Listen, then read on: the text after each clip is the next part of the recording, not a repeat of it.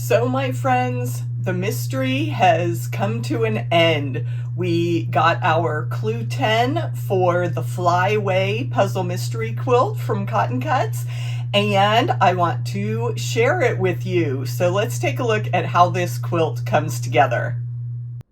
Before I start clue 10, I need to get organized and lay out all of the pieces. I did not try to guess the final layout, but I do see some pinwheels and stars appearing, so it will be fun to put this whole project together and have the mystery revealed.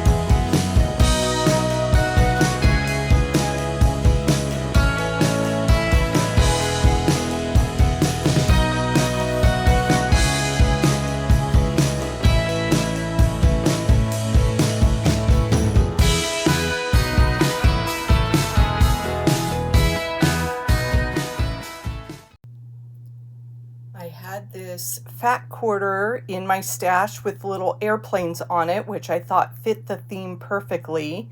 And I just kept digging and I found that kind of dark gray, bluish fabric for another border. And then I had some leftover gray batik. So I just, kind of made a log cabin style backing for my quilt, and we'll see how that turns out. It doesn't match exactly. Obviously, there's a lot of brown and tan in the Flyway Odyssey colors, and I went more of that blue-gray in the backing, but I'm using up my stash and we're gonna go with it. It's a two-sided quilt. And that's the binding fabric. So I think it's dark enough that it'll be fine with all those colors together. Here's a full view of the pieced backing that I made for my Flyway quilt. And I had a pantograph design that almost looks like a little flight path or paper airplanes or something. So I was able to carry the theme all the way down to the quilting design. And finally, here is a full shot of my small size Flyway all put together with the wonderful 8-point stars and the pinwheel effect, the Lemoyne stars that have the dark and the light blades. And I just love how the sashing type square makes a border around the design. Really well done quilt layout, and I totally enjoyed putting it together. Now that the Flyway mystery quilt is over, let's see what we have left to put into our stash. Just about 1.5 inches or so of the binding fabric. I did have some left over after I folded that strip over for my binding, so I like to keep my extra binding and use it as a scrappy edge to something. And of course, all the paperwork. They did send me the Oops kit, so you can see we've got a selection of each of those fabrics. Maybe a coordinating pillow, or just add to your stash. So that was a fun addition.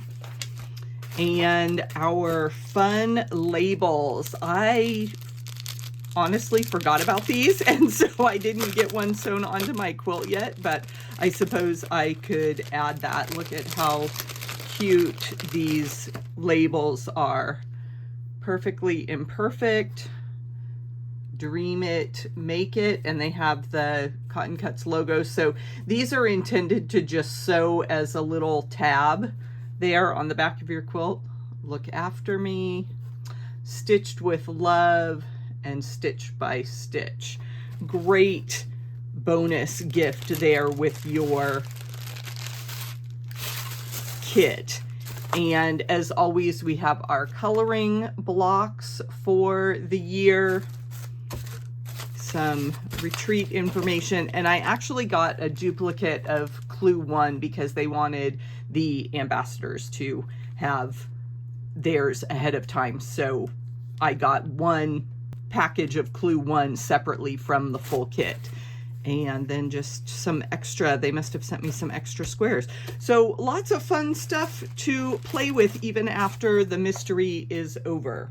Thanks, Cotton Cuts. I love these mystery quilts. It's so much fun to get the clues every month. It's fairly easy piecing with all of the pre-cut pieces, and it's just a wonderful adventure sewing along with everyone. So there are 2 mystery quilts each year from Cotton Cuts. So that means that in just a few weeks, we will see the Field of Dreamers Puzzle Mystery Quilt open for signups. And I hope you'll join me on that next adventure. Check back to all of my live streams when I put this quilt together, and I hope to see you on a future episode.